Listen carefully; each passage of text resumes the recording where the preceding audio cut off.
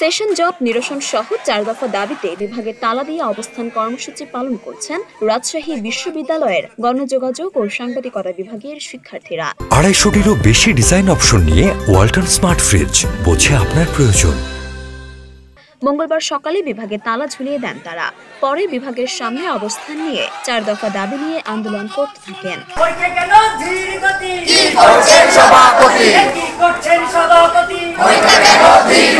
মূলত সেশন জট কমিয়ে আনা, দ্রুত পরীক্ষা নেওয়া এবং ফল প্রকাশ এবং একাডেমিক ক্যালেন্ডার অনুযায়ী সেমিস্টার শেষ করানোর দাবিতেই শিক্ষার্থীদের এমন অবস্থান।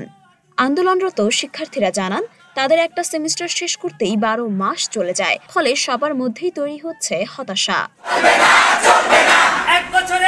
শিক্ষার্থীদের তোলা 4 দফাগুলো হলো: 4 মাসে সেমিস্টার শেষ করতে হবে, যে সেমিস্টার শেষ হয়নি গত 10 মাসেও। ক্লাস শুরুর 10 মাস পরেও কোনো অদৃশ্য কারণে ফর্ম ফিল আপের ডেট দেওয়া হয়নি। শীঘ্রই এই সমস্যার সমাধান দাবি শিক্ষার্থীদের। তাদের তৃতীয় দাবিটি হলো অধ্যাপক মোশতাক আহমেদের দ্রুত অপসারণ দাবি এবং চতুর্থ দাবিটি হলো সব সেমিস্টার এখন থেকে পরীক্ষা সহ 4 মাসের মধ্যে শেষ করতে হবে, অর্থাৎ 1 বছরে 3 সেমিস্টার যাতে শেষ হয় সেটা অবশ্যই নিশ্চিত করতে হবে।